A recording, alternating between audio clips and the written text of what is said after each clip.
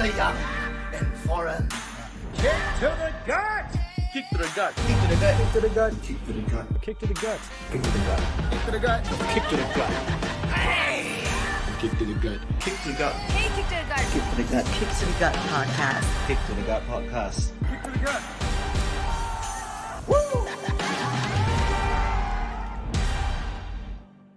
Your podcast sucks. Oh yeah! What's up, everybody? It's Friday. You know what that means? It's Miss Hey. Young in the house. And it's foreign in the building, What's bro. going on, Mr. Foreign with 2 hours of sleep? Oh, wait, okay, don't remind me. I don't want to bore everyone to death, but let's just say, being a full-time employee and also being a part-time student is a very tough life. That Yeah, project life, bro. We feel you. We all have been there before. Bro, I'm leading a double life. I feel, bro, like I'm Paul Wight like that. Paul Wight. Oh, it's the big show. Now, what would he be? Would he be the slightly large television program? Because he's no longer the big show, mind you. He is now in AEW. In fact, today we want to talk about exactly that, right? Today we're going to discuss some of the biggest wrestling or pro wrestling defections in history, and there have been quite a few. I don't know if some of those made a huge impact though, but it certainly made some kind of headlines when it happened. Yeah, so I'm very curious on that note. He has a Netflix series called The Big Show Show. Yep. So now that he's not technically the Big Show, he can't use the Big Show. So does that Netflix TV series still count? Like, Bro. can he use that? I'm sure that show has been cancelled. It was trash. They probably were like, okay, this show sucks. We're never going to talk about it ever again. Yeah, probably. And also, given the fact that, Cody is apparently acting in or hosting some sort of show, like a guest judge on a show called The Go Big Show. Is it what it's called? Yep. Yeah, man. I mean, how can they not realize that? Like, there's gonna be some copyright infringement here. Okay, might as well we just sign the Big Show himself. Yeah, right. Get him there just for the name, The Big Show, which he can't use, by the way. So that's why he's Paul Wight. But be that as it may, I know it was pretty big news, but I wouldn't say earth-shattering news, to be honest. AEW scooping up previous WWE legends. Nothing new, okay? Nothing new, to be fair. But yeah, we'll touch on that a little bit later on. Right now, though, also, what's going on? Trickster is in the house. Bad what's acting from the cast, he says. He's probably talking about that show. Yeah, terrible show. I couldn't watch it past the second episode. Hey, Trickster, man, it's been a while. Nice to see you, man. That's right. That's right. Yeah, at the end of the day, right? Like I said, I tried to get you into the show. I was telling you, hey, wow, Big Show got Netflix TV shows here, you know all that. Bro, if it's Play a the- good show, I would have gotten into it. But it was trash, so yeah. But I tried. That's the thing, man. Like, let's be honest, lah. If you really fairly look at Big Show's career, right, as a whole, he definitely has a Hall of Fame career, won multiple championships. You know, I think he's the first guy to win WCW, WWE, and the ECW World Championship. You know? He's had a lot of big accomplishments. Yeah. But you can't really say he accomplished or he fulfilled his full potential. Well, are you sure about that though? Because I feel like we are jumping the gun a bit. I think we should talk about it later once we finish our review of the Elimination Chamber, which is what we are here to do as well. Did you guys enjoy the Elimination Chamber? By the way, in the chat, hey, if you're here, what's up? Thanks for joining the live stream. If you're listening to the Spotify or the iTunes audio podcast, then hey, it sounds kind of weird that we're asking you for your feedback when we're not actually live, but you know how it is, right? But yeah, anytime you want to drop your comments into the live stream, or if you're listening to this post, well, slide into our DMs on Instagram lah. But okay, back to Elimination Chamber. What did you think? Give it a score upon 10. My friends in the live stream as well, please give it upon 10. Foreign, what do you think? Okay, the crazy thing about Elimination Chamber, right? It feels like it's an eternity ago. It felt like there's so much in the wrestling news cycle that's happened since then. Yep. And it's hard to keep track. But here's the thing that first came to my mind. I didn't know that they were going to go in this direction. This was one of the options that it could have happened. Oh, right. What I meant is, sometimes when the road to WrestleMania is very predictable. Okay, the champion it's gonna be this guy. Yep. Then you know the challenger is most likely gonna be this guy. Then sometimes it feels like Elimination Chamber is just a procession. It's just like, okay lah, get through this show, blah blah blah blah. Okay, come, let's settle on the road to WrestleMania. Yep. I gotta admit, bro, and please chip in, if you wanna give your 2 cents as well. This road to WrestleMania, this particular year's road to WrestleMania has thrown like legit curveballs. Oh like, yeah. I didn't expect for them to go in this direction going to WrestleMania. And by that, I mean the biggest cash in of all, Kudos to them. I know you weren't a big fan of it, which is very surprising to me, given that he's put in quality work. But we're jumping the gun once again. So out of 10, what do you give? Me, bro, purely on shock factor, taking that into account, I will give this pay-per-views 7. Yeah. That's a fair score. I give it a strong 7, 7.5, maybe even 8. I don't know. But here's the thing that I noticed as well. Do you notice that this Elimination Chamber was shorter than Raw?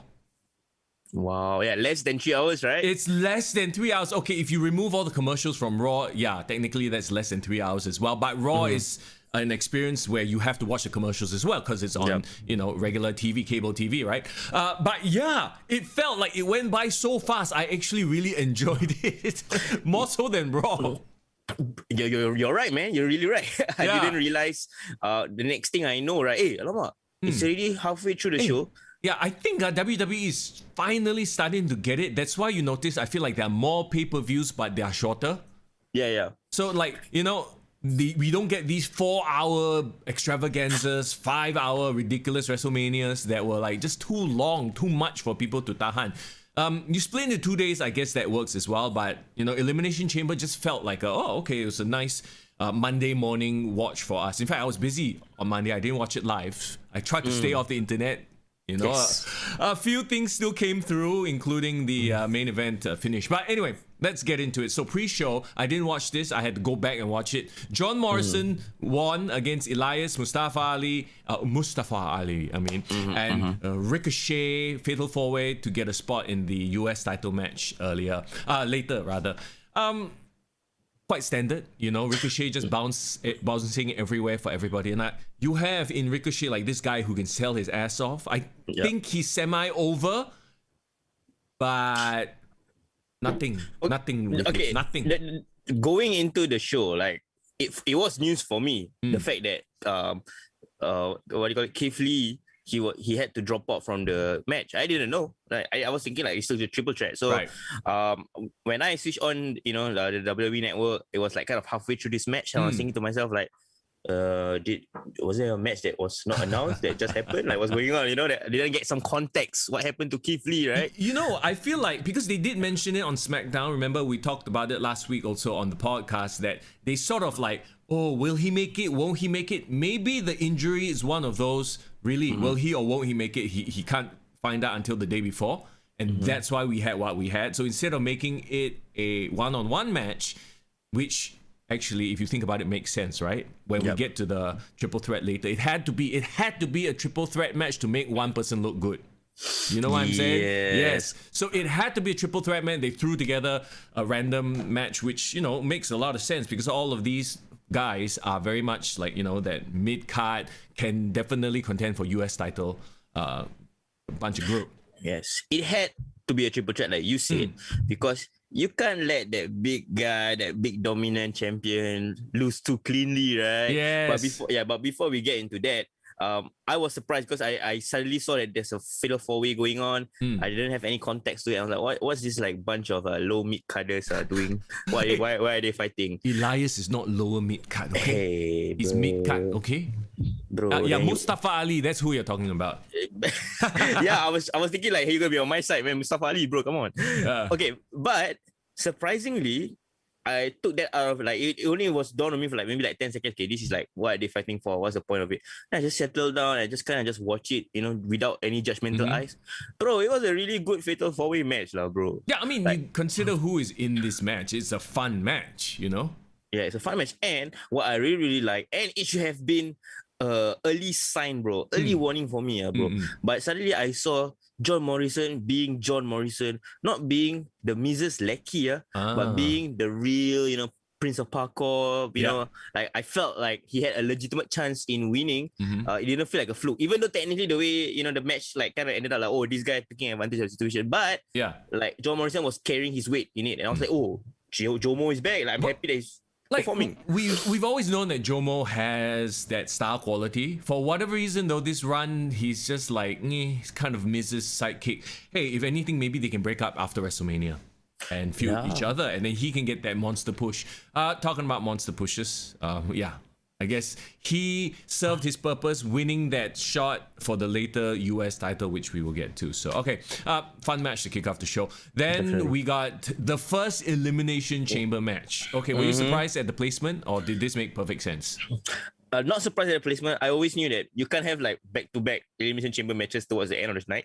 One had to start. And to be honest, the reason why this makes a lot of sense is because if you think about it, at the end of the day, this particular match, you know, in the Elimination Chamber, ultimately meant nothing. If you think about it, it was just to further the match that we already knew was going to happen. Yes. Meanwhile, also the main event, they wanted to preserve that shot, right? Which was you know lah. Yeah, I felt if nothing else, this SmackDown match, right, is just a whole very elaborate exercise to put over Roman Reigns. Oh yeah. And then of course to eventually have Edge come out, do the spear, point to the WrestleMania sign. There you go. Have your big exclamation mark. This is your WrestleMania main event. I mean, we talked about it too. Like, actually, any one of these guys could have won and gone on to face Roman Reigns. It so happened to be Daniel Bryan, which also makes sense. You know, he's been sort of doing this whole like climb back up. This is my last shot at WrestleMania. Blah blah blah. With that in mind, I was actually surprised, or when I say I'm surprised, because I'm curious, like, you know, what's the booking going to be like? We talked about it last week. I was thinking like, hey, okay, why not Cesaro? Cesaro should have a coming out party, man. And he did well, he did great, but I felt Daniel Bryan wasn't a bad choice, but I felt it was like the safe choice. Like he's cold right now, bro, to be honest. Oh yeah, all of these guys, no matter what you want to say, oh, Cesaro is having a hot streak, right? In the back of my mind, I'm like, he's not winning the big one. You know what I mean? WWE does this all the time. They try to build up these upper mid-carders once in a while to give you the illusion. Once in a while, they do pull the trigger, but it's organic, like Kofi Mania.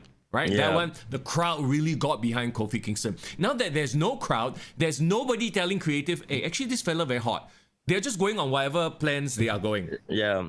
And because we've been conditioned as fans to like not expect too much out of a push. Like, oh, okay, they're gonna have a hot streak for maybe like 2 or 3 weeks going into Elimination Chamber, and then they perform and they lose, and boom, okay, I don't know what they're gonna do. But one takeaway from this Chamber match, right, that I am kind of interested to see where is it going. If you realize Kevin Owens and Jey Uso kind of had a thing, you know. So I felt like, okay, good. Kevin Owens has nothing to do with Roman Reigns anymore, but he can go down and fight the mid-card boss, okay? So like he and Jey Uso can have a thing. Which also kind of sucks because you want more from Kevin Owens, right? You know that Kevin Owens can do more. So I don't know. Maybe they'll have a great program that transcends their quote-unquote level, as it were. Doesn't have to be about titles, right?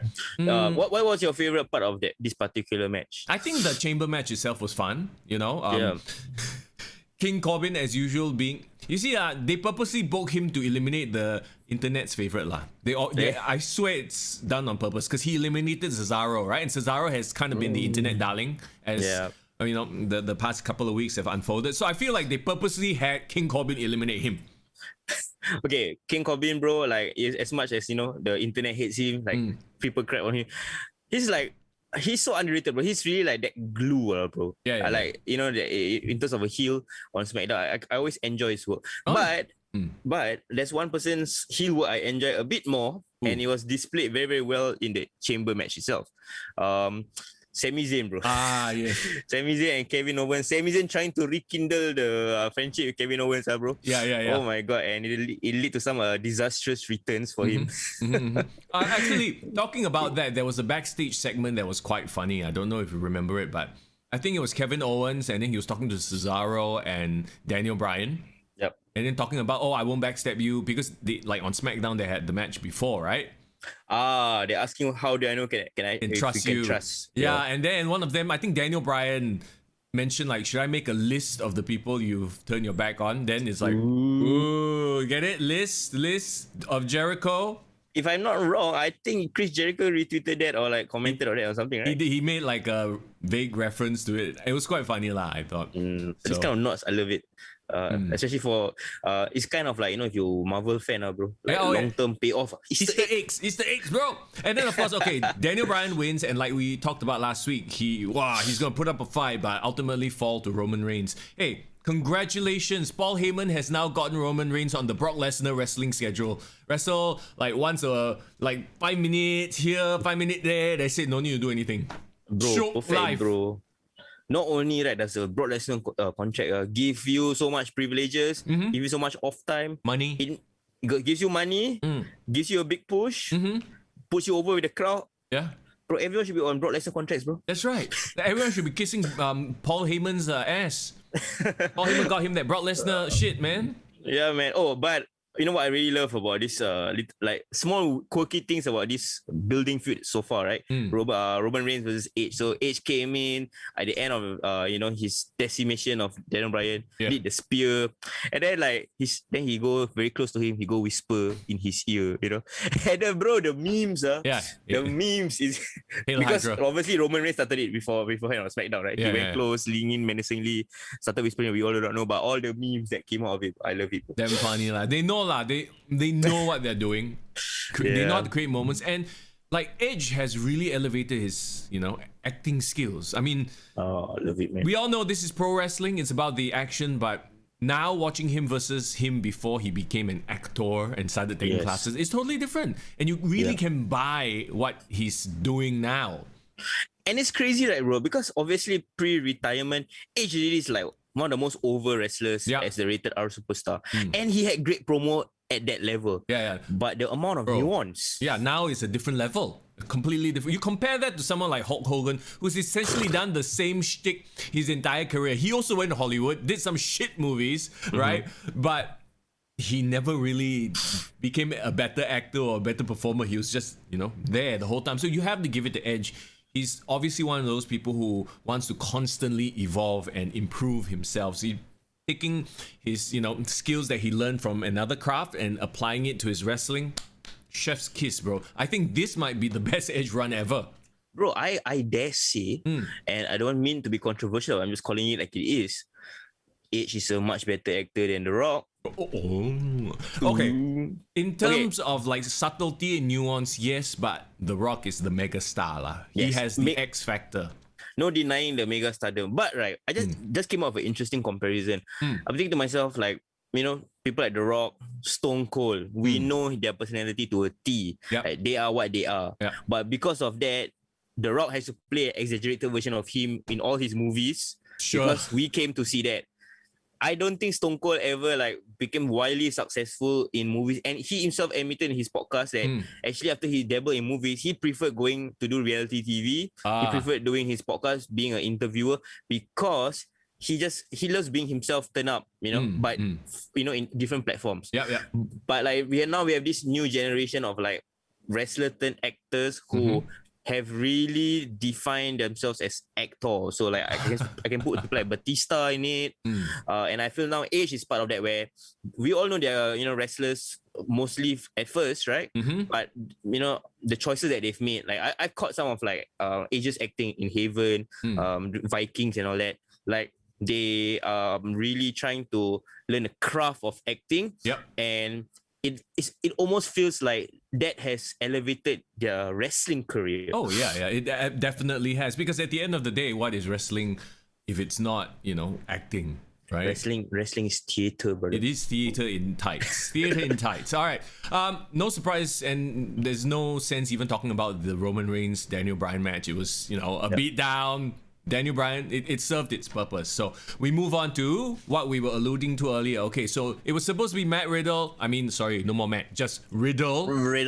Whatever. Apparently we are too dumb. WWE fans, you are too dumb to no long first name, last name. Must be just one word. Whatever. Oh my god. Riddle versus Bobby Lashley versus Keith Lee. That was the original match, right? But Keith Lee injured. So John Morrison has been inserted in here. And we saw why. Because Riddle, obviously they wanted to give the title to Riddle, but they didn't want Riddle to pin Bobby Lashley because Bobby Lashley is moving on to the main event scene. So, like Keith Lee, I guess Keith Lee was supposed to have taken the fall here lah. Even then, right, bro? Actually, I think this works out for the best. Yeah. I didn't want Keith Lee to take the fall. And you know? look back. Oh, and John Morrison can't poor thing. See, John Morrison has fallen to the Dolph Ziggler sort of status where he's like, okay, we know him, we know he can put on a good match, he has some credibility, let's just have him lose. Can bro. I mean, if you had to make out of the 4 people from that fatal 4-way lose, right? I think, Jomo is fine. Like, it's either that, if not, it has to be Elias, bro. And we don't want Elias to lose again. Then, then hot it had to shot be Ricochet Jomo. lah. Have some shock victory by Ricochet and then Ricochet come here and lose.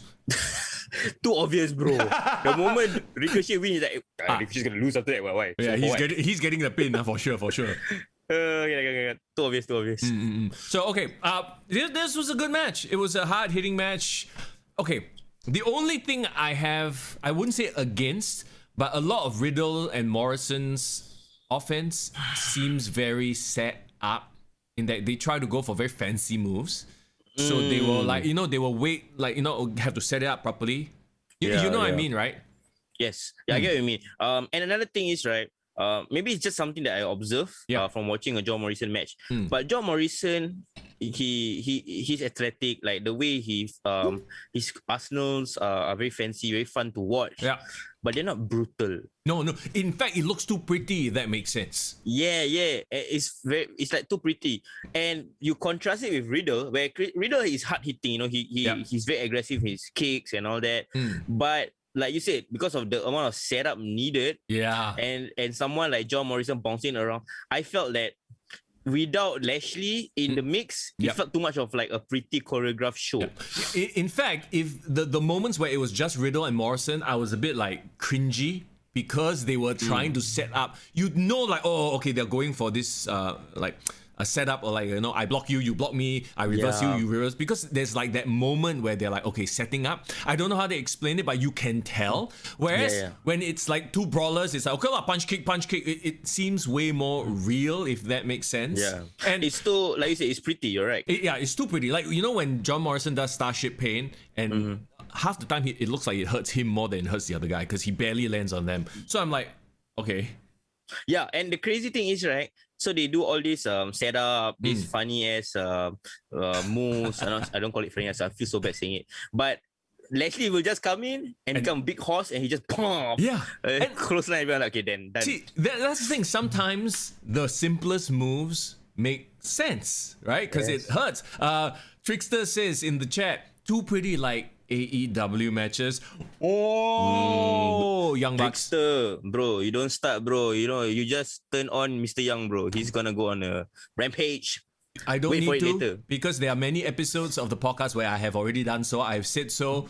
Less pretty, more brutal. This is you are performing a fight. You're not performing Cirque du Soleil. Okay. Yes, that being said, yes. I'm still a huge fan of John Morrison. I just maybe think that he needs to dial back on the pretty moves and then do it once in a while only. But in reference to this match, Riddle winning, I think, is the right move. Like, if he had to drop, Lashley had to drop the belt. Riddle is, and in a way, right, it's interesting because he moved from NXT last year. My biggest fear is he's gonna flounder like a lot of NXT call ups, right? But other than his weird introduction where he had a thing against like Baron Corbin, which we are happy to forget, and Elias we're happy to forget. In a weird way, I feel like Vince McMahon has suddenly realized, like, hey, you know what? This Riddle guy actually kind of like entertaining. He can become my Rob Van Dam. Maybe he can become. See, here's the thing. On NXT, we knew Riddle as a stoner, right? Yep.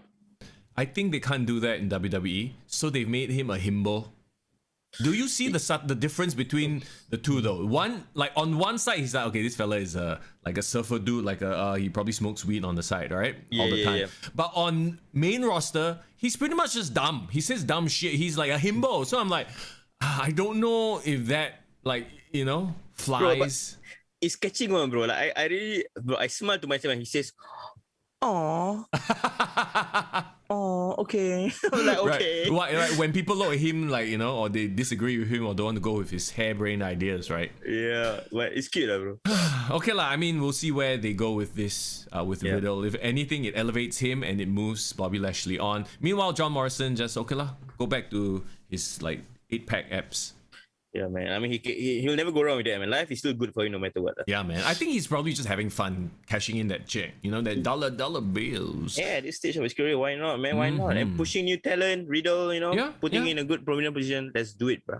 Actually, you know, just to very quickly go back to wrestlers who can do it pretty, but also hard hitting. All of a sudden, I don't know why Neville or Pac, the bastard Pac, came to mind. Because there's a guy who can make, like, you know, freaking fancy moves, acrobatic, spinny shit, flippy shit.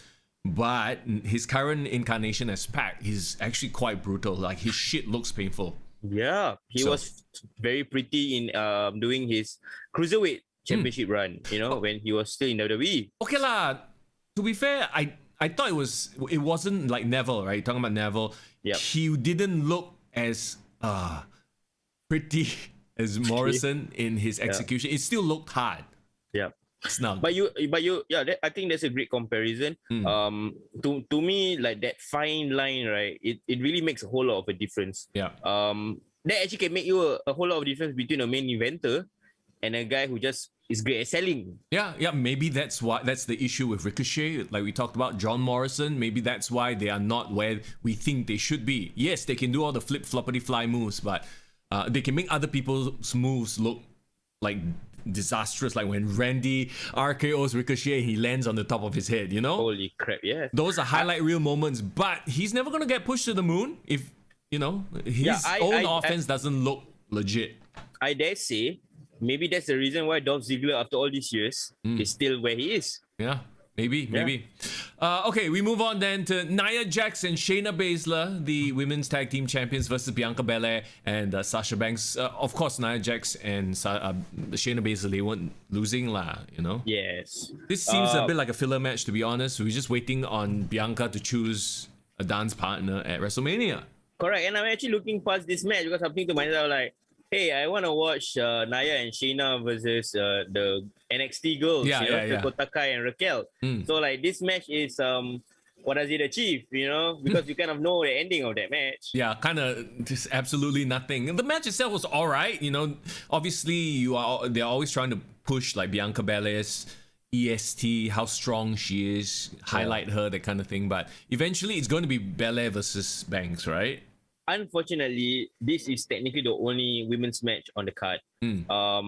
I think they could have come up with much better, you know, like a much better replacement in terms of representation of the women's on the card. Because yes, the Asuka and Lacey Evans thing had to be scrapped. Yeah, for obvious reasons. Lacey is pregnant.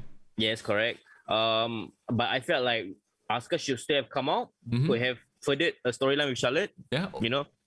Open challenge, like we suggested last week. Throw the Peyton Royce out there as a replacement. Let Peyton Royce get destroyed, lah. You know, at least there's some sort of hey, you know, there's our Raw Women's Champion. But nope, nothing, gone. Like, really? Okay, you're doing her dirty, WWE. You're doing her dirty. The women weren't given that much love this year, I guess. I mean, at least last year's Elimination Chamber, they had the Shayna beatdown, domination and all that. So. But I guess it's for the best. It's harmless. Like it wasn't a terrible what do you call it? Use of time. Yeah, it wasn't a shit show. It served a purpose. It just wasn't the best purpose. Though I'm still angry that they haven't started selling Nia Jax t-shirts with my suggestion from last week, if you remember. The whole thing, whole. She needs to have a figure of a silhouette of her on a side apron, doing the leg drop. And then a huge ass like hole all the way down. So, yeah, man, bro, that is like money, bro. That is money. They could even have somebody else make the shirt for her, and because she would never, quote unquote, she's embarrassed by it, right? So somebody else can make the shirt for her and like try to chocho her. Bro, it can be a storyline. Yeah, storyline. Can advance a storyline. Yeah. Come on. We should do the marketing for WWE, huh? Yes. Pay us some money. Okay, then we move on to the main event. Here we go. Main event already? Yeah, quick, right? Quick. Holy shit. Drew McIntyre, AJ Styles with almost Jeff Hardy Kofi Kingston, Randy Orton, and Sheamus. All right. Randy Orton, he was the first to go. There was no Fiend to be seen anywhere. He just straight up got eliminated. And of course, they explained on Raw, oh, I was distracted by Alexa Bliss. I was distracted. Was it a bit of a letdown?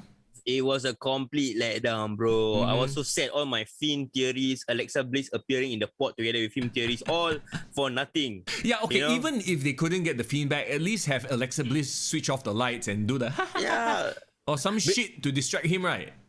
I felt like, I think they were going for another story, which is obviously about Kofi Kingston having Randy Orton's number. Yeah. Which is okay, fine. You know, you want to make it, maybe they wanted to make a shocking impact. Like, whoa, oh my God, Randy Orton get eliminated first. Like, whoa. Yeah. But I just felt the story could have been stronger with some sort of Fiend interference. You know, come on, bro. And you talk about Kofi Kingston getting his comeuppance, right? Then he gets eliminated by Sheamus. He didn't have a good showing. I mean, you know, it's not that he had a bad showing, but it wasn't like they tried to recreate Kofi Mania.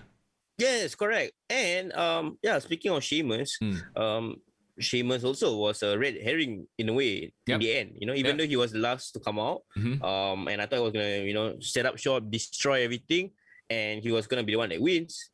He wasn't. I'm like, what? No, in fact, it was down to AJ Styles and Drew McIntyre, which was surprising, right? Did you think AJ Styles could have won at any point? No, AJ Styles is actually not even in like my contenders to win. Like, okay, I mean, he will put on a good performance, you know. But he has an almost. Yeah, but to be fair, I felt like, okay, if they can't really decide on who's gonna be like the one remaining, and if it's not Sheamus, even though it should have been Sheamus, I mean, okay lah, AJ Styles has the pedigree. Okay, but the almost factor was interesting. I really enjoyed, you know, him taking out the damn chamber plexiglass thing. Yeah, that was really, really smart. But it was for a stupid reason. It was just for him to leave the fucking thing and then go back inside. Like, what? Why? Oh, well. Weird logic, bruh. This is like the Big Show choke slamming or throwing Austin out of the cage and then Austin wins. Yeah. Okay, it's not as bad as that, actually. But anyway, so when Drew McIntyre finally gets the win, you know, they're lifting up the cage and everything. Did you think something was going to happen? Yes. And because before the match, you know, we failed to mention, we saw a backstage segment, very subtle, not really subtle, but, you know, you saw MVP quietly, wordlessly, we couldn't hear the audio, talking to The Miz. Yes. So I felt like, okay, I mean, Lashley's not going to just go home empty-handed, man. Like, he got to make some sort of impact. So right. So he comes out and destroys Drew McIntyre. And then, of course, awesome. It's a price to pay. I can't. No one wants to listen to us sing. WWE karaoke, yeah. So yeah, Miz comes out, gets the skull crushing finale. Actually, he did a couple of moves first, couldn't put him away. Then did the skull crushing finale, wins the title. Okay, we have a new WWE champion. I know everyone's like, what? But really, he kind of called his shot here.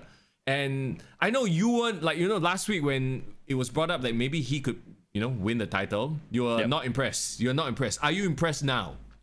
Bro, you know who I blame? Who you blame? Bad Bunny. You blame Bad Bunny? Why you blame Bad Bunny? Why? He didn't... Bad Bunny triggered the Miz, bro. That's why. Because remember the slap that Bad Bunny gave? He was saying, I'm a 24th champ. 24th... I cannot speak Latino, bro. I'm 24/7 champion. What about you? Are you a champion? When he said... I kind of slap, bro. Remember? When he said that, I freaking roll my eyes. I'm like, oh, you're 20. Oh, okay, yeah, whatever, dude. Whatever. Bro, but, that's so bad. But obviously, the Miz is like, he ain't gonna do that to me. I'm the champion now. Yeah. This is the captain now, So that was a Captain Phillips reference, by the way. But the point I'm trying to make is, I think in a weird ass way, Bad Bunny's so-called altercation with him probably lit some fire. Okay, I'm talking about storyline purposes. Like in storyline, the Miz is saying like, you know what, this chump is basically trying to shit on me and saying that I'm not a champion. Fine, I'm gonna cash it in right now. Bro, and you're over scripting this. That probably is what happened, yes, but I mean, Miz was gonna cash in no matter what happened. I'm sure that was part of the plan already, because they need to either give the title over to Bobby Lashley, so poor Miz is going to be a transitional champion going into Fastlane, Yeah. Or actually, no, next week even. I'm just gonna quote a certain YouTube comment that I saw that I really echoes my thoughts, bro. Okay. I don't deny Miz deserves to be a champion, man. Like, you know, he has put in the work this past decade. Him as a champion now is much, way more deserving of him as a champion when he first got the title. Right. But just not WrestleMania season lah, bro. Well, like I said, I think him winning the title serves a purpose. He's not. I don't think anybody thinks he's this dominant champion. You know, he's definitely playing the weasel heel champ that everyone wants to see lose. And if anything, you know, maybe it could be a case of we want him to lose so bad, then he goes to Fastlane, still holds it, goes to WrestleMania, and then finally loses it to Drew, giving Drew all the heat. Now, this little wrinkle is, like I said, one of the reasons why I think it made Elimination Chamber unpredictable. You know, it didn't make this thing a very straight cut road to WrestleMania. Now we have this. Whoa, okay. Now Miz is the champion. Like, how does this affect Drew McIntyre? Like, Lashley's in the picture. It made the whole Raw scene way more interesting as opposed to like Drew was the champion. Who's he gonna face? Yeah. Interestingly enough, too, Drew wasn't on Raw. Drew just like, I don't know if they are trying to sell the injury or whatever. I guess that's what they're doing. But so moving on from Elimination Chamber, like we said, it was an easy to watch pay-per-view. It wasn't horrible, it wasn't great, it was just like above average. So yeah, okay, 7.5. My question for you, better than Royal Rumble? No, Royal Rumble is better. I still enjoy it. I mean, because Royal Rumble, because of the gimmick, it's a legacy gimmick. Yeah. So I enjoy the legacy gimmick because that was like when I grew up, like, oh, Royal Rumble is the big four, you know? You know what's an interesting thing I was just thinking about? What's that? Royal Rumble is a gimmick from the 80s, you know, went through the 90s. Basically, it's a legendary gimmick. Elimination Chamber, a much more modern contraption, came out in the 2000s. I would say, I mean, it has a certain historical value, but hasn't reached that level of status of, like, for example, Royal Rumble. But in the 2010s, bro, there hasn't been an invention of some sort of stipulation that has reached any sort of status unless you want to count what fight pit match, Ambrose Asylum, what fight pit, you're right. Like they've like the cinematic matches, maybe they've sort of reached like but then again, a cinematic match you could argue is like a hardcore match. It's just filmed slightly more cinematic lah. Yeah, that's true. And it's more of a circumstance thing. It wasn't like we want to create this interesting ass concept, blah blah blah. So you're right. There hasn't been a new wrestling match gimmick in a long time. There's tweaks to the old stuff, like battle royals are essentially Royal Rumbles, blah blah blah, cage match, elimination, Punjabi prison. Okay. The less we talk about it, the better. Okay, but I digress. Elimination Chamber, I believe that it made the road to WrestleMania very, very interesting going forward, and it solidifies what I want out of Drew McIntyre, which was for him to get a big win at WrestleMania, a well-deserved win at WrestleMania in front of a crowd, and this is the way to do it, in my opinion. Yes. Can you imagine we talk about all this, right? And then he doesn't have a match at WrestleMania. Can you imagine that for a quick second? Because, okay, obviously now with what happens on Raw, right? Like, oh, Miz is champion, and then he's, you know, basically going up against Bobby Lashley next week on Raw. Now, do you think he's going to lose the title so fast, or is he going to weasel his way out of it? No, he's going to lose the title, bro. No. Miz will be a 1 week champion. Walao, you're doing Miz very dirty, leh. Come on. No. Okay, legitimately, would you like to see Miz walking into WrestleMania as a champion, defending his title against Drew McIntyre and Lashley, triple threat? Is that something you want to see? Yes, it is something I want to see. Or Lashley comes in next week, absolutely destroys the Miz, beats the shit out of him. I don't care even if Bad Bunny comes into the ring and pisses on him after that. It's like, you know, Booker T his ass. And then Lashley, as the dominant ass champion, walks into WrestleMania and he have a horse fight with Drew McIntyre. Horse fight, huh? I like it because Lashley has MVP as his mouthpiece, and if there ever was a time technically half a year ago was the time when Hurt Business was really at its peak. Right now, Hurt Business is sort of like, all right, it's cool, to be in the Hurt Business, but it's not hot like it was when it first came out. Even though I feel like 2020 was the year of the Hurt Business in terms of, like you said, it's peak, right? But to really solidify Hurt Business as like a legendary stable, or like someone like 10 years, 20 years from now say like, you know what, that was a great stable and they did like, significant things. The only way to solidify and validate their the Hurt Business status as a faction is if they were to so-called have a main event match at WrestleMania. Right. And it's truly Hurt Business and Lashley. Bro, and another thing that I wanted to mention as well was there's one meme that was going around that was really appropriate, when Drew McIntyre first won the title. Apparently, when he had that initial rivalry with Lashley for that one-off at One Night Stand, Extreme Rules, horror show, right? And obviously he made MVP his bitch lah. He was Claymore kicking him around and all that kind of stuff. And MVP said on the mic, he said like, whether it's through me, by hook or by crook, or through my influence, I will be the reason why you lose that WWE Championship. Yes, I remember. Hashtag long-term storytelling, bro. It's come full circle, huh? Yeah, man. So if Foreign was Mr. Booker Man, you would have Bobby Lashley win, and then now Drew has to challenge Bobby Lashley. What about Sheamus, who's kind of in the picture? I would say Sheamus. Sheamus would have he will still be owed a one-on-one match. I think he can still carry that so-called chip on his shoulder. That's the thing. I was surprised that they didn't go down this route because Sheamus could have easily taken up Lashley's position. Yeah. Sheamus could be the one to have won the title after 5-6 years of not winning the title and be the one carrying this story into WrestleMania. But I feel, and it's weird to say this, but I think WWE favors Lashley in terms of a bigger star than Sheamus. Yes. Sorry, I just keep talking like how Sheamus. Santino Morella calls Sheamus. Okay, how about this? How about this then for the road to WrestleMania? This is Mr. Young's road to WrestleMania. The Miz weasels his way out of every single title shot against Lashley only until Fastlane. So we have Lashley versus Miz. That's your main event for Fastlane, right? But we also have Drew McIntyre versus Sheamus for the number one contendership. So you finally get that payoff, the two friends going at it, Fastlane. and you have Drew earning his way back to the title shot. And I think if I were Drew, I would say like yes to that because I would feel like I want to earn my spot as a number one contender at WrestleMania. Yes, indeed. So then smart. Finally in WrestleMania you get Bobby Lashley versus Drew, and then Sheamus can fuck off. Yes, get fuck off. Like I said, why not a fatal four-way? We haven't seen like a fatal four-way WrestleMania main event like for a championship in a while, right? Why not Miz versus Bobby versus Sheamus versus Drew?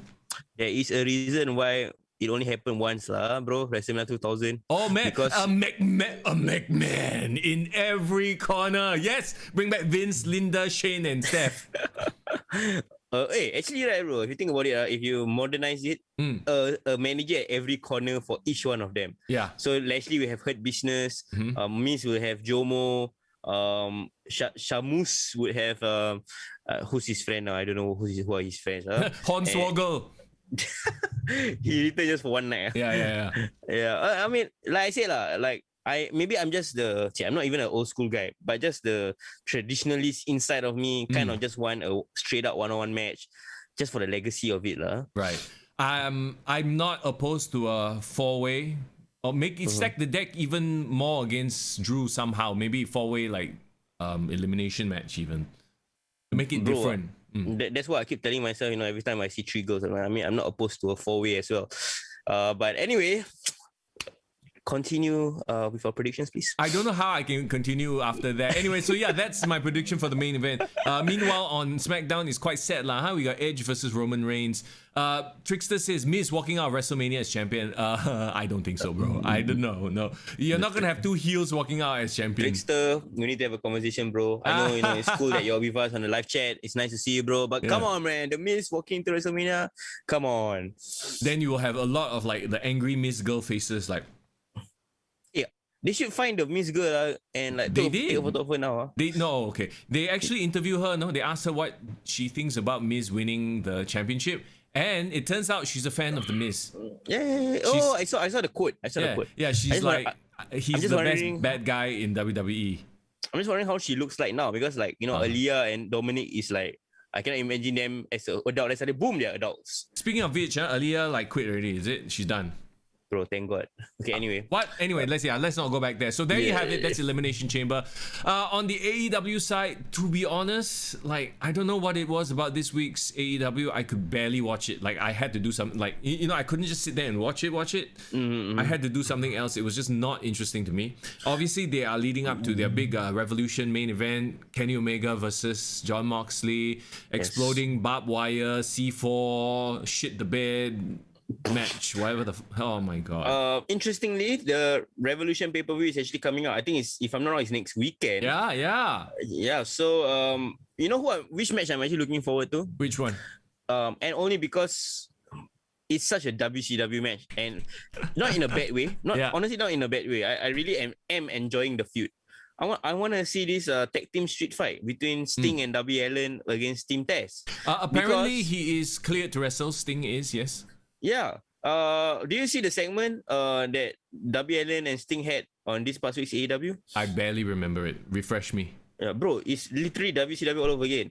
So instead of Sting coming from the rafters, it is fucking Darby Allin doing a HBK 1996 zip line. Yeah. And then it's like they're playing with body bags now. They have the misdirection because he actually put like Tez's son inside it. Yeah. And Sting is doing his Scorpion Death Drop. So I guess he's not only taking bombs, he's dishing out bombs. Yeah. I mean, all that, like on a pure sports entertainment value, I'm like, okay, I enjoy it. Like I really, the kid in me, even probably in you, is like happy to see Sting still doing his thing, even though he's old as fuck. Like in a way, I'm like, okay lah, just give him like one. Like it's like, okay, Hogan does do one time leg drop, okay, small bump, okay, let Darby Allin, get the rub, okay. I don't know if like maybe I've just seen Legends return too many times. Like you just mentioned Hogan.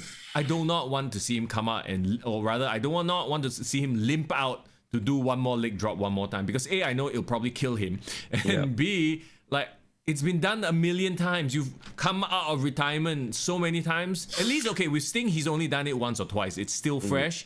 But to be honest, like I never was a WCW fan, and he's a WCW stalwart. So him there, I'm like, okay, I get it, I guess, but meh, he's not doing anything for me. I try to look at the relationship in a different way because for me, it's like, okay, Sting is there, he is a name, but what exactly is he doing to bring the company to the future? Like, is it gonna just be a Sting shit show? All of us just to like show. What the? No, is he coming back? So all of us he just pay tribute to him and not doing shit. But what I like is because he and Darby Allin he has this Batman Beyond vibes. Like the old Bruce Wayne is like mentoring the young Terry McGinnis. And they're kind of like having this father and son bonding thing. So I like that, and I like that.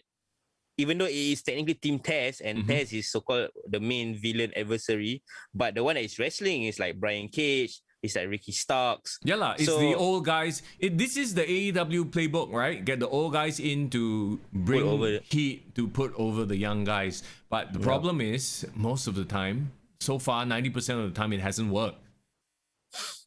Like, okay, what star has been born from AEW thus far? Go. Honestly, I really think Darby Allin is considered a star in the eyes of the company over there, and they are building him up. I would say Ricky Starks and Brian Cage. They are by association with Taz. I guess they are high up the card, but they are not a standalone star yet. Yeah. So that's why I say like I'm very curious to see Darby Allin's get more solidified through Sting, and obviously by association, bro. Like this guy without Sting, he's just like skater boy, indie guy, weirdo face paint, Jeff Hardy vibes. Technically, Jeff Hardy got the rub from Sting when he was in TNA. So this is wait, what? Sting's... What? Jeff Bro, Hardy got the. that was what they're trying to do. Like before he went crazy and all pilled out lah. But You mean Jeff Hardy got the rub when he was in the WWE doing ladder matches? yeah, that And- as with Undertaker and all that. Undertaker, Yeah, for sure. gave him a rub as well. Yeah, but when he was in, I don't want to tell you like the TNA storylines. That one is another long story. Yeah, and that one convoluted. also not canon, and barely anybody watched that. So Yes, correct. But the point I'm trying to make is that when Jeff Hardy went to TNA and they had this do you remember this Immortal storyline? no. Okay, but long story short, they turned Jeff Hardy heel and made him the heel leader of a faction that was basically Hulk Hogan's faction. So Hulk Hogan became heel. And Again. called his fucking faction called Immortal. And Jeff Hardy turned the TNA World Championship into like a purple S title belt with his like brand logo design, like the eyes look like an owl. Bro, it's my weird God. as fuck. If you want you can Google Jeff Hardy TNA Immortal. Oh my God! Yeah, What is this? What is this? you should see the title belt, bro. Oh my god. Is it his face? No, it's his fucking insignia. I don't know lah. What lah? Oh my! It looks ridiculous. Yeah, bro. Oh no! Bro, you think the Divas Butterfly is terrible? This was around the same time as the Divas Butterfly, bro. Okay. The less we see of this, the better. Yeah, but Okay. the point I'm trying to make is he was fighting against Sting and Sting was trying to get him out of the clutches Yeah. of Hulk Hogan lah. That was the entire storyline. No, but yeah I mean, I don't want to harp on this storyline because to be honest, it does nothing for me. Like, to see them. Yeah, I get that Sting is supposed to be mentoring Darby Allin and everything, but Darby Allin does nothing for me. He should just wrestle. And like, can you see Darby Allin being more than an upper mid card or lower mid card rather in WWE? No, right? Yes, as in when I say yes, I'm saying that his gimmick, like if he really plays along with because now he if you realize, right, his promos, he's doing a lot of these like short films. Yeah. And it's like all these like very artistic mood-based films and all that kind of shit. Yeah. Like if they can play with that, and that is what the thing that gives him like a bit of intrigue in that sense. But if he can back that up by being a great promo in the ring, then I think we got something there. Because obviously now I don't think it's a great promo. Nope, not at all. So, okay, now we're going to move on to our topic as well because this was kind of big news. Was it like 3 days ago when I woke up to it? I was like, wait. I thought somebody had photoshopped it. I thought it was fake news, but no. AEW announced Paul Wight, aka The Big Show, is hashtag All Elite. And for whatever reason, you look at The Big Show, right, and you think WWE lifer. Yeah. But no, apparently he's jumped ship over to AEW. So we want to get onto the topic of major defections, the biggest defections in pro wrestling history. And there have been quite a few. There have been some that were like, man, okay, they show up and then like nothing big happens. But then there have been some earth-shattering ones. So do you want to kick this topic off? Yeah, bro. But also before that, I just want to make a very interesting point and an interesting observation. Everyone that has gone to AEW, bro, from WWE, that has considered to have defected recently, even though it's shocking that they did, but we never really think that technically they defected from WCW to go to WWE. Yeah. I mean, because these companies, especially like you look at someone like Chris Jericho, right? Hey, even Chelsea is upset about that. But you think about someone like Chris Jericho, who originally came from WCW to WWF at the time. If you remember his big debut with the funny tauge hair, and everything. Yeah, and that's the thing. The point I'm trying to make is, even though people are shocked that they would defect from WWE, but they were never WWE guys in the first place. Like Chris Jericho was a WCW guy, so technically he has loyalty to WWE only to a certain extent because he has moved from WWE to other companies. Ditto as well for Big Show. As much as we think that he's a lifer for being in WWE for a long time, we can't forget that he started off from the enemy company. So they have had experience like leaving WWE, so it's not as if it's a super big deal. But it's just so interesting that the dynamic is like the people that left WWE are the ones that were previously from WCW, kind of, you know. It's interesting that earlier on you were talking about how the Big Show, you know, has he really reached his peak? I mean, obviously he's a legend in the WWE, you know, right? Has he ever really had that dominant run? And here's the thing, and it happens with all the attraction wrestlers. They don't need to have a long run, you know, like people like the Big Show, Great Khali. To an extent, okay, maybe Brock Lesnar is a bad example because, you know, he's actually really athletic as well. Like Braun Strowman is the current example. They don't need to have the title. They can just show up and be an immediate threat. Freaking Giant Gonzalez is another example, you know? And to me, the reason why I think WWE is okay with letting Big Show go is because they really have this generation's Big Show to like be the big guy, which is Braun Strowman. And Big Show or Paul Wight, I think he's going there to commentate. Yeah, that will be his main job. Yeah, so he's like AEW Dark Elevation, which is another show on Monday. So now technically AEW has 3 shows. So one more show I don't watch. Yes, bro. I tried to sit through. Okay, you know me, right? I'm a very optimistic wrestling fan. Like I try to see the positives in everything, but it was so hard for me to sit through AEW Dark, bro. I really cannot sit through AEW. Like, well, maybe the AEW Dark Elevation might be different because from the description of it, right, it seems like they are going to put like your upper mid card and sometimes even your main event guys. But then again, AEW anybody is main event. Okay, so that's the caveat there. Well, you can have Scorpio Sky from the main event go all the way down to AEW Dark and then come back to like, so it actually kind of doesn't matter. You will see anybody there. Yeah. And my issue with AEW Dark is because obviously that's where they're testing out all the youngsters. They're giving a place for veterans to work if they come on the main show, and they have like random. Sometimes they have super random, not even signed talent to be part there. So like it's very hard for me to form a connection. Yeah. You know. And I'm not like a guy who follows being the elite and all that. So it's like, bro, just to follow WWE is like 7 hours of our life every single week. Yeah.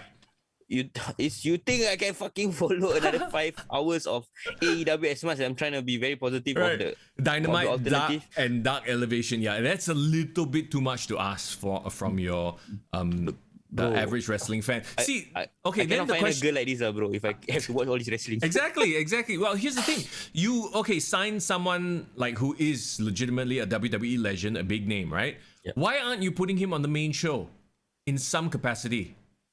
Why are you putting him on a YouTube show?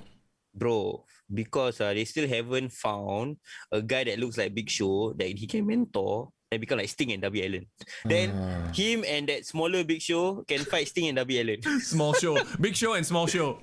Small show. Oh no. So what? Is that going to be it? Like, it's what Taz did, right? Taz was the commentator for Dark, and then all of a sudden he has his own stable, and okay, now Taz is involved. So now they're just waiting for someone for Big Show to mentor. Bro, you know what they're trying to do, right? You know what's the end game for signing him, right? What? They are gonna have the dream match. Give us the dream match that all of us want. What? It's basically the Hogan and Flair of this generation. Which is? Big Show versus Shaquille O'Neal. Oh no. Oh my god, Bro, I you can know see that's it. what I they're can working see it. towards, right, bro? Yes, I can see it, but I don't want to see it. It's gonna be a shit show. Bro, Oh. You don't want to see it, but you won't be able to look away. That's Trust me. true. That's true. Okay, so Big Show is now All Elite, right? So let's go back to our topic. Let's talk about those wrestling defections. And we threw that question out there for our friends on Instagram. Here are some of the replies. Shadow says, Bret Hart, WCW. Okay. Obviously, the Montreal Screwjob happened. Yes. And then Bret Hart jumped over to WCW. Huge, big name defection. My only issue with that is Bret Hart didn't do jack squat after that in WCW. And this was God. Yeah, this was mainly because of WCW's mismanagement of talent at the time. Yeah, and it's weird because technically he should be the hottest talent in the whole industry coming out of the Montreal Screwjob, right? Yeah. But he came in, his first appearance, he's like a fucking special guest referee. Yeah. And then I think he got injured or whatever it was. And then he had to show up on WCW Thunder, their B show. And then it was just... Rabak, bro. What?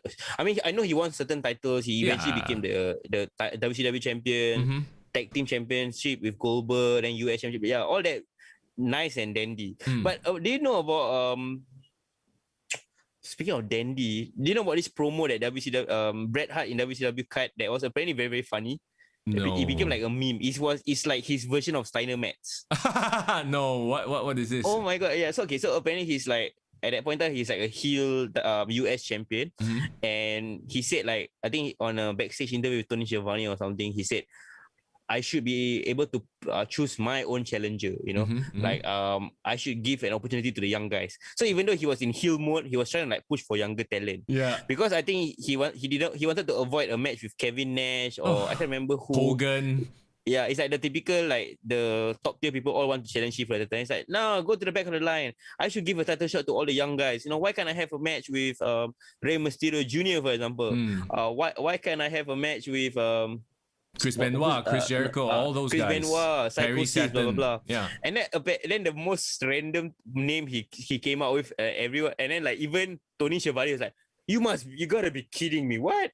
So he said like, why can't I give a match to El Dandy? Have you heard of this guy No.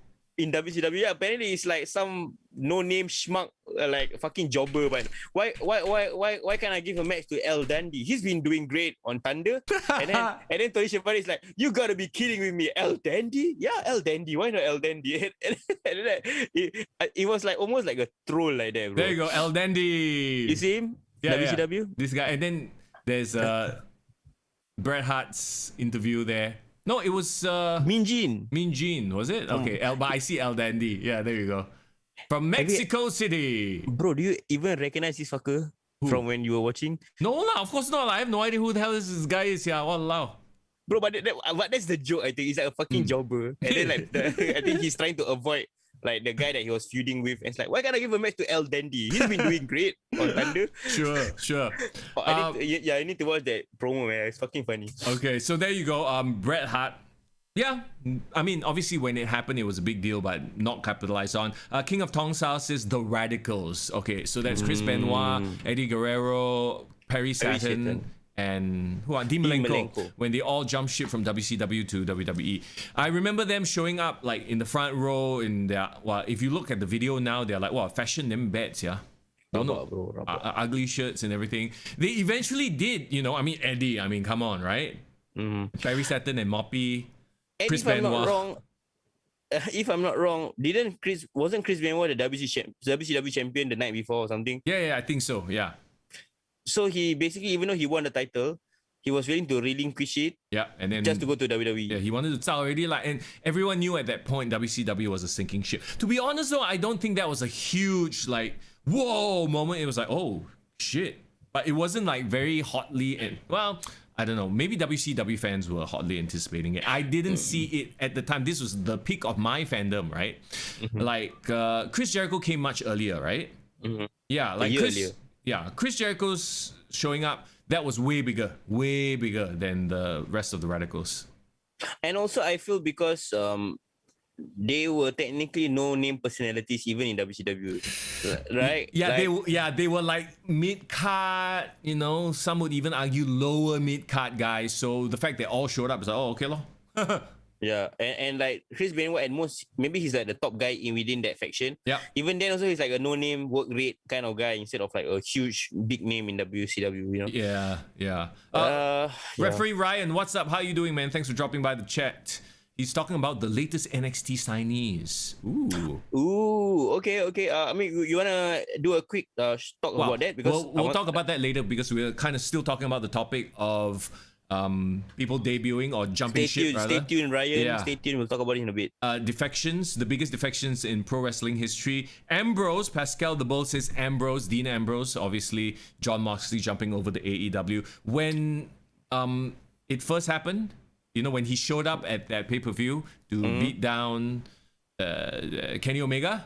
Yes, Double or Nothing. Huge. That was huge. Bro, I mean, you gotta admit, I know, in hindsight, currently the situation is what it is, but I remember getting goosebumps when that happened. Yeah, but you know why? Because it was the first hint of, could this be the new Wednesday Night War, Monday Night War, WCW versus WWF again? I mean, since then, it has not really turned out to be like that, right? But yeah, definitely there were hints of that, and that's what made that moment even better. I think that's when people started to take notice of AEW and like, oh my god, like they have the ability to attract WWE talent. This is interesting there. Yeah. Adley says, okay, he mentions a few actually, but one name he mentioned, Jericho. So interestingly enough, we talked about Jericho and Big Show being, well, they technically have double defected because Chris Jericho's first defection was showing up on WWE after leaving WCW, doing his now infamous Tauge hair, interrupting The Rock's promo, the countdown to the millennium, right? Yep. Yeah, and then of course, all of a sudden, once AEW, started doing their stuff, and then Chris Jericho is all elite. That was like the big. It lent credence. It lent like real star power to the startup organization, and I feel like in modern days, I think Chris Jericho's defection was the biggest one. Okay. Yeah, even though I personally have my own favorite. Yeah. Technical defection, To be fair, like if Chris Jericho didn't join AEW, do you think people would pay attention to AEW? No. Yeah. He brought the ice to the table, man. It's like how Chris Jericho deserves credit for bringing ice to New Japan. Yes. I mean, being honest, you put the fanboys aside, people who know or follow Japanese wrestling just as it is. But like, WWE fans, Western fans, didn't know anything about New Japan. Nope. Without, until Chris Jericho showed up and, had that match with Kenny Omega at Wrestle Kingdom. Yep. So who else? No. Okay. I'm actually surprised that nobody brought this up. Maybe it's too old already, but this is all part of like wrestling lore. Like when I talk about these major defections, like, I want to see the big impact that they do have. Hall and Nash, obviously, NWO, the outsiders, right? Yeah. This was, and also, not only was this a huge defection, but it was also great storytelling during the defection. I have a plane flying by right now, so I don't know if you can hear that.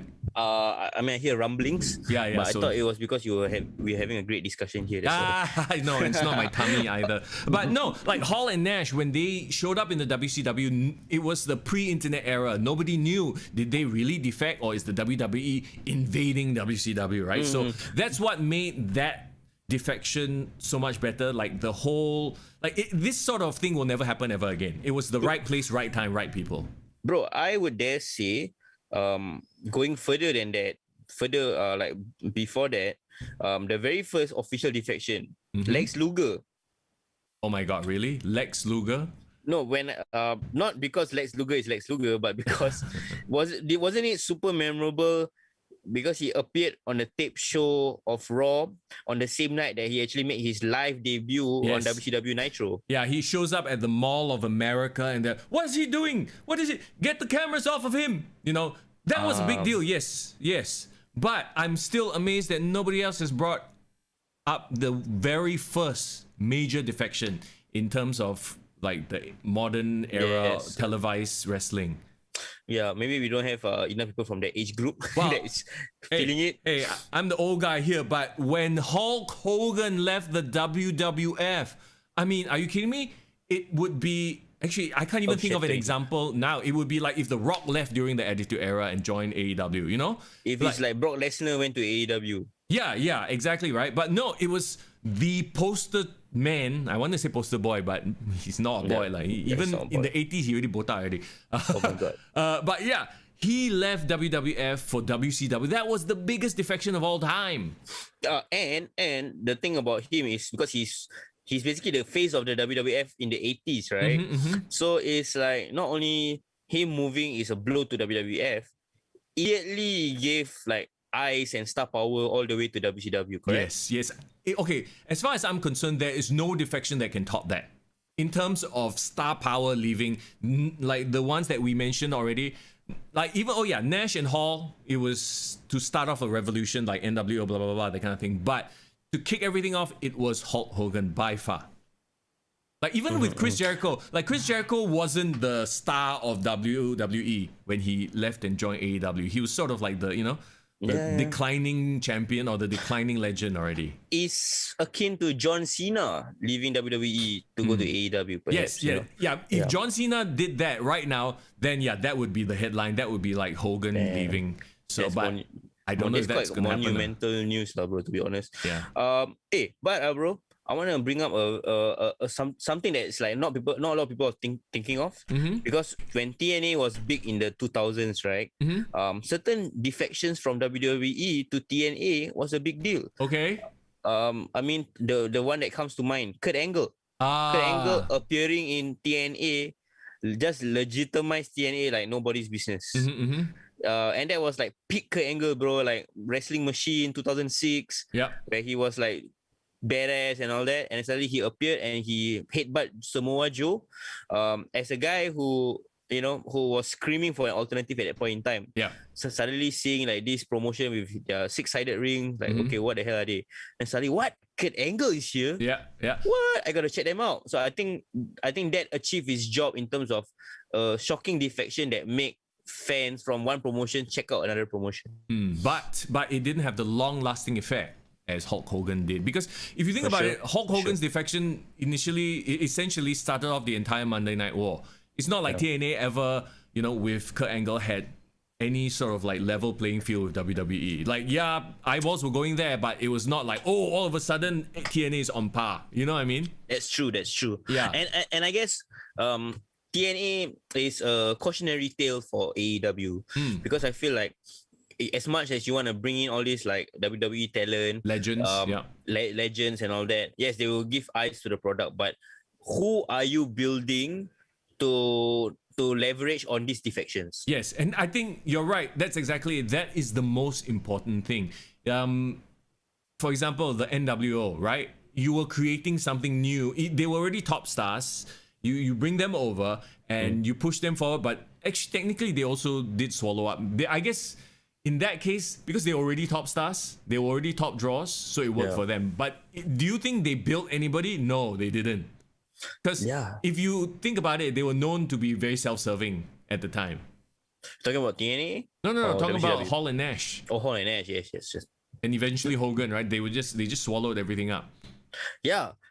Everyone talk about it historically, how badly WCW was run. And no one there is thinking about the future. Like Goldberg was a happy accident that they kind of stumbled upon. Sting was really a stalwart. The ones that technically are their future talent that kind of didn't fulfill their potential until they left WCW. It's all the young guys, Rey Mysterio, Chris Jericho, Eddie Guerrero and all that. So if you think about it, right, like when you're looking for cautionary tales, I'm trying to just think about it, like, it's a hit or miss lah, I guess. If you get the defection when they're hot, then you get the immediate boost. But if you get the defection when they are sort of like at the decline of their career, like a lot of the AEW legends, WWE legends that have moved on to WWE, it's like, okay, what can you do there? I know I keep bringing out like Jake the Snake Roberts, useless. I mean, not useless, but he's done nothing for Lance Archer.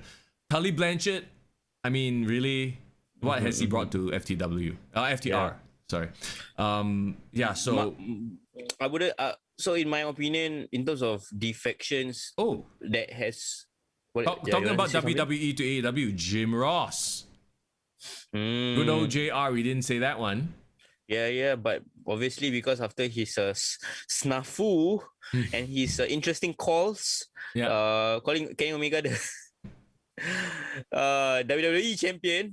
I think his effectiveness, we kind of know his limitations now lah. And we understand why he's not calling like live TV so much and given so much responsibility. But it's okay, it's fair. I don't know whether you're too young to remember Gordon Solly on commentary. Of course lah. Wow. Too young for that. I don't know whether it's 80s or 70s, but apparently when Gordon Solly was on commentary, he was like the veteran voice that was like in the two-man booth or something. And he basically just did absolutely nothing on the commentary. The one that was running the show was, if I'm not wrong, in the 80s, who was calling the show? I think it was like Jesse the Body Ventura, Bobby Heenan. Okay. And Gordon Solly just come in just to make random comments, just being an old-timer and like, he shouldn't have done that. So, that was terrible play.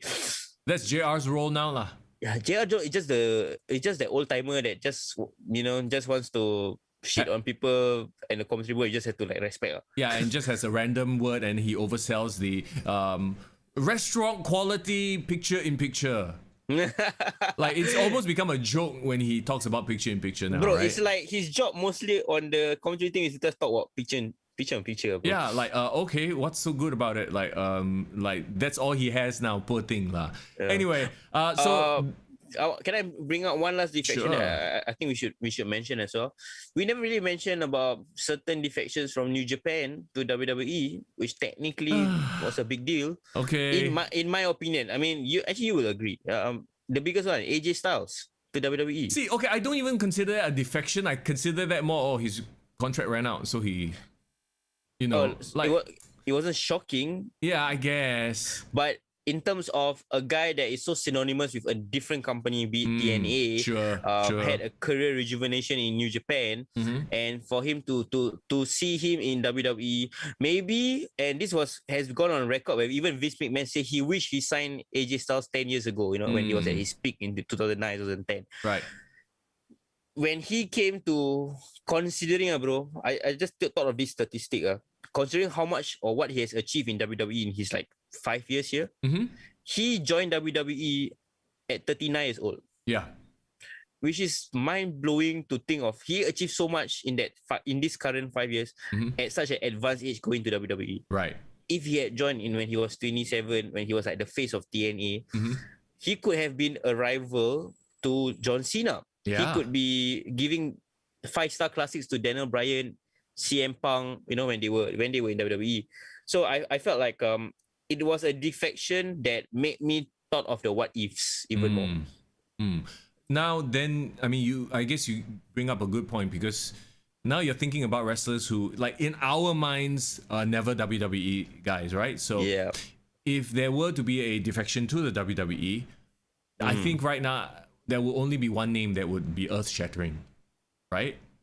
What is it? I mean, just think about it for a second. Which non-WWE wrestler, if they became a WWE wrestler, would grab all the headlines immediately? I mean, JR already foreshadowed it. For sure, bro. Kenny Omega Yeah, right? would be interesting, yes. If anybody else jumped to WWE, even if Lance Archer came over, if Page, oh my god, I forgot his name, Cowboy Adam Page. Adam Page jumps over, it'd be like, oh, okay, yeah, that's cool, that's interesting, but it wouldn't be the major defection, right? Yep. Right now, the only person I can think of is Kenny Omega. Yeah, but time is running out for him because Kenny Omega is almost turning 40 soon. So, it's interesting, bro. All the so-called recognizable names right now in wrestling, Yep. Who are technically well established, people all know their names, are all in their mid 30s. It's as if the generation are peaking slightly later in their career, in their age. But in terms of the youth talent, Yep. Who's next? who's the next, next batch? Yeah, who's next batch? Hey, bro, you know what? Actually, that's a really good segue to talk about the new NXT signees. That's But right. Should we wrap up on our discussion of defections? Is there any more that you want to bring up? No, that's pretty much it that we can think of at the moment. So there you go. The biggest pro wrestling defections inspired by Mr. Paul Wight. Yes. And here's hoping. I always want everyone to succeed. So I hope Paul Wight's defection to AEW will lead to interesting moments And memorable moments. high subscribers on YouTube. Yeah, man. For sure. I don't believe he's going to be on a freaking YouTube show. Oh my god. Anyway. I didn't check out the news about the NXT signings. So do you have your finger on that? Of course, bro. You can trust Foreign to have his finger on any pulse. Nice. But I think the main thing you should see, and it's something that I posted on our IG story. Did you see this beast of a man called Parker Bodro? The one that's supposed to be the next Brock Lesnar, is it? Yeah, man. He has a very cool nickname that he's using on his Twitter handles. Okay. He is known as the Destroyer of Gods. What the hell? Bro, this is some god level villain like that, yeah, bro. That's why. Some random dude with a Infinity Gauntlet.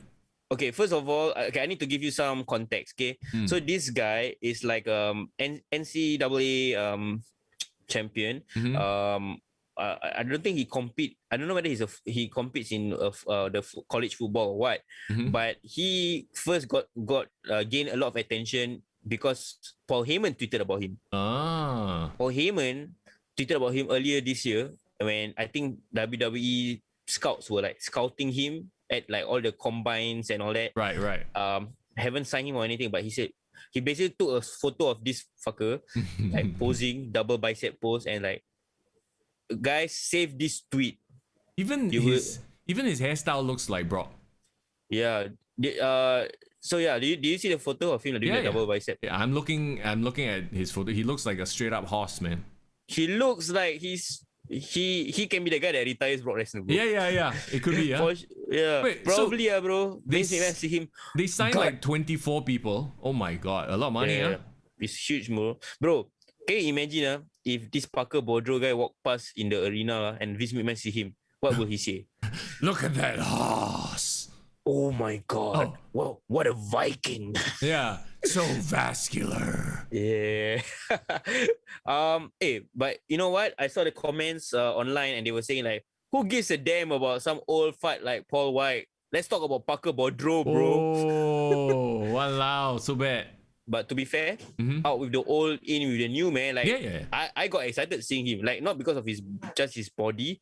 If you go on his Twitter page, he already cut a video package of himself. I don't know whether he hired John Moxley's film crew, but he got like videos of himself like posing like in dark shadow, black and white, doing like the Brock Lesnar pose. He's like the destroyer of gods is here. It's like, whoa, this motherfucker looks like a big ass signy, but he's also like a nobody. And bro, he's only like 23, 24. Wow. Bro, nowadays, especially this generation of kids, they're all very savvy with social media. You are looking at a generation of performers who are very savvy with, going on Instagram, going on Twitter, starting beef, talking shit. So it's going to be interesting. Yeah, it's true. Okay, so that's one of the big names. Another big name is apparently I can't pronounce his last name because his last name is like something Rosebunger. I don't know how to pronounce it. You mean Steiner's son, Rick Steiner's son? Correct, Rick Steiner's son, who looks like a complete beast as well, bro. Have you seen? Do you see the photo? Bronson Reichsteiner. Yeah, he looked like Mojo Rawley's more steroided up ripped friend. I don't know. Okay. He looks like Mojo Rawley if Mojo Rawley was a serious threat. Oh, okay. Oh my god, yeah, former football player as well. And I don't know what they eat there in America, bro. But this guy is also in his early 20s, they fresh eat out of college. Big steaks, bro. But look at the beef on him, bro. Yeah, steaks and shakes. Oh, talking about which, did Otis suddenly turn heel and nobody gives a shit? Yes. Like what? Like I know this is such a sidetrack, but talking about steaks made me remember Otis all of a sudden is now with the Alpha Academy. Shorty G, Chad Gable, and they are healed. Like what the hell is going on there? I thought they were like a lovable underdog team, but who knows? Beats me, bro. So let me get this straight. He started out as Heavy Machinery. They split them up after a great freaking storyline with Mandy. Yeah. And then Tucker turns on him, and then Tucker fades into obscurity where it should have been his moment to become a heel. And then Otis also fades into obscurity, never ever cashing in his money in the bank. And now he's in another tag team, but he's a lovable guy, but you made him a heel. Who wins in this feud, bro? Who wins? Tell me, WWE. Absolutely nobody. They completely shit the bed with this one, yeah. No, fuck them, man. You know what? Fuck them. Let's talk about Bronson Schmeiger. Bro, it's just Stein, and you put in front of Steiner. So Reichsteiner. Yeah. Oh, Reichsteiner. Okay, sorry. I just overdid it. But anyway, so these are the two like so-called money signings, because not only they are not indie darlings signed from the indies, from random promotions, they are legit like athletes from different backgrounds coming to WWE, but with certain pedigree for wrestling, because obviously the Rick Steiner's son grew up in wrestling. And then like, can you imagine, bro? Just picture this this kid 12-year-old, 13-year-old going to the house, and then suddenly you see Rick Steiner and Scott Steiner like pumping iron. Like, kid, come join us, do some double biceps. You know, the funny thing is, you think about like the Steiners, right? Scott Steiner, and you think about him being this ridiculous horse, right? Yeah. Do you remember a time when he was doing the Frankensteiner? You know what the Frankensteiner is, right? It's a Hurricane Rana. It was named after him, right? Yeah, he was doing the Hurricane Rana to people before other people were doing the Hurricane Rana. So basically, before he became like Big Daddy, Big Papa Palm, Holla, if you hear me. Yeah, he was a athletic guy. He was a wrestling background, right? He and Rick Steiner And Yeah, the Steiner brothers. I remember him doing Hurricane or Frankensteiners, and it was like, wow, look at this guy. And then all of a sudden, he went to WCW, and then like times 2. So when he was in WWE, that was in WWF. The Steiner brothers Yeah. were in WWF, Yeah. right? What was his physique like? Like lean, athletic, or Yeah, lean, athletic. I mean, not like skinny lean. He was bulky, but he was like, I'm trying to can think. give me a comparison. I'm trying to think of somebody. It's hard because he's always like a beefy, bulky guy. Not Brock Lesnar. Who Maybe else? someone like Mojo Rawley kind of body. Or... Yeah, I guess. Okay, but slightly shorter and more stout. Mojo Rawley, yeah. I get what you mean. Maybe like not Tomohiro Ishii, but like a short, stout guy. Like maybe Taz when he was in shape. Maybe. Not even Taz. No, Taz is shorter and stouter. But you know what I mean? He's like somewhere in between there. Okay. Yeah, but that's a crazy thing. So he obviously roided himself up lah. Wow, I mean, who knows? I mean, Mexican supplements. You can't get a body without that. I mean, yeah. Anyway. So yeah, just to round out like the 24 people that they signed, right? Okay, other than that 2 main guys, for the women, they signed a couple of interesting names. Darby Allin's ex-wife that used to wrestle in WWE, Priscilla Kelly, her name. Okay, yeah. But now she has a new change. Like her name is Gigi Dodlin or some crap like that. I know it's Gigi, Gigi. Yeah. She's like an orange hat girl. Yes, I saw. Yeah. Yeah. So that's like I think that has indie recognition among wrestling fans. Another one which I am personally happy for her because I've seen her interviews on the Chris Van Vliet show. I know her history. Taya Valkyrie, brother. Okay, tell me more about Taya Valkyrie. Okay, Taya Valkyrie, right? Okay, she's slightly older. She's in her late 30s though, but she is a journey woman, bro. She tried to join WWE when she was in her early 20s. She got rejected, did trial but didn't do it. Right. She decided to uproot. She's Canadian, by the way. But she decided, so she I think if I'm not wrong, she got her training at the Landstorm Academy. Yeah. Decided to move to Mexico, became a star in the Mexican promotions, AAA. Yeah, that's her.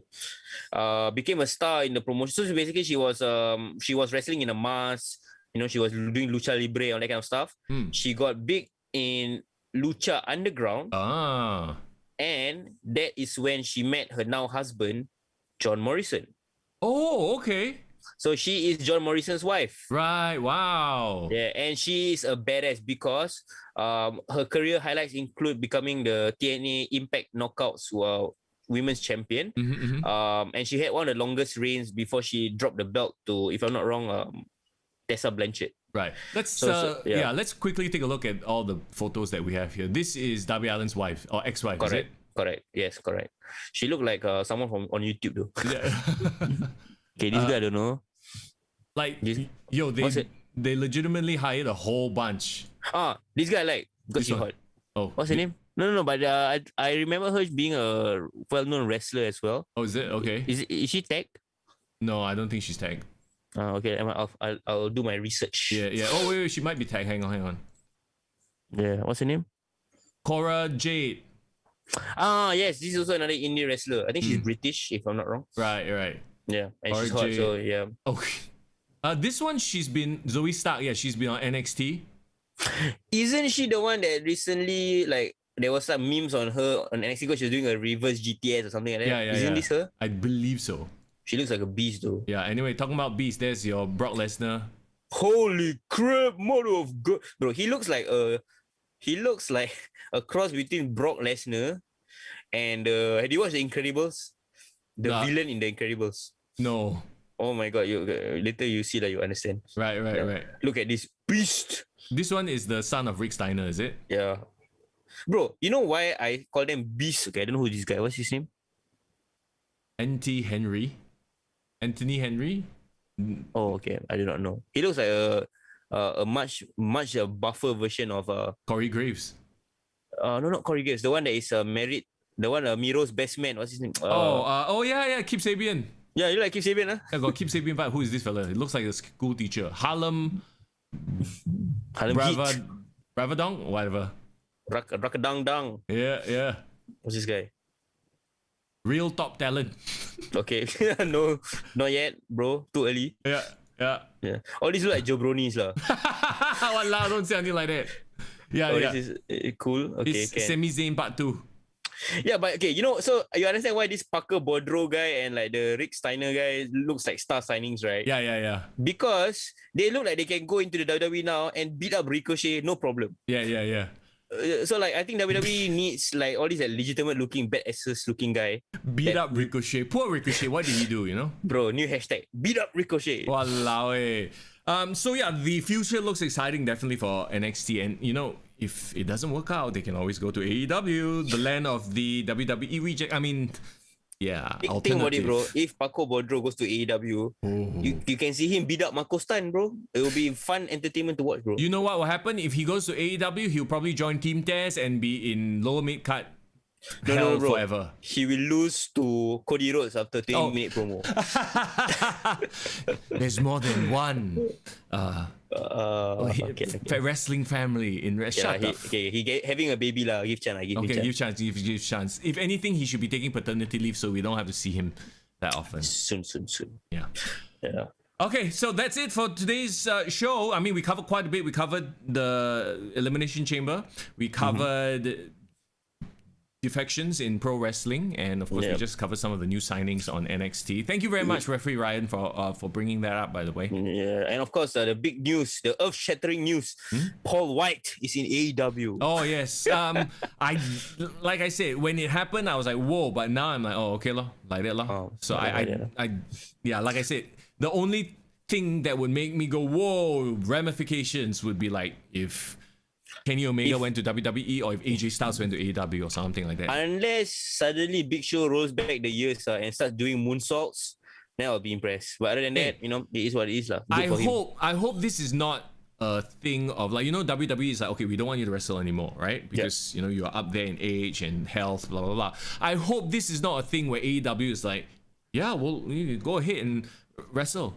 Like I don't want, you know what I mean? Like maybe he thinks he has that one more run, and like, you know, as much as we respect him for what he's done, like obviously his health is the most important, and I don't want to see him come back for like what Sting is doing right now. Honestly, bro, I am of the opinion which I, you know, voiced out last week that AEW's roster started to get a little too bloated. Yeah. A little too bloated. A little too bloated with people that they don't spend a lot of time, like, you know, doing storylines and promoting. So now we just have a bunch of legends, and their supposed, you know, people they're supposed to elevate. Yeah. Hey, quick question. Who's the tag team champions in AEW? Young Bucks, or? I'm just trying to count how many seconds it took for you to register that. Bro, Yeah. who are the Raw tag team champions? Hey. Let me think. Who? What? 5, 6, 7. Do you know? 8. 9, It's not 10, not the New Day anymore. 11. It's Street Profits. No. Street Profits are 13, fucking SmackDown. 14. 15. That's how rabak I am, bro. I'm not a 17, wrestling encyclopedia, bro. I don't know. 18. No, it's nothing to do with you. It has to do with the fact that ever since they won the titles, they've been like, like that lor. They've been doing jack shit, right? Yeah. Oh, Hurt Business. Yeah, Shelton Benjamin and Cedric Alexander. Like, what have they been? They've been like dancing with the Lucha House Party here and there. Like, wow. Like, Yep. Bro, faster get Paco Bodro into WWE Raw and just beat up Hurt Business back, okay? beat up Hurt Business back. Okay. Anyway, guys, thank you so much for hanging out in the chat. Cheers. If you're listening to the Spotify or the iTunes, Apple Podcasts, the audio version, we thank you as well. As always, you can reach out to us, Kick to the Gut on Facebook, on Instagram, on YouTube. We spreading our wings, baby. Yeah, man. Slide over to our DMs. We love to talk to you guys. And yeah. Is it Revolution next week already?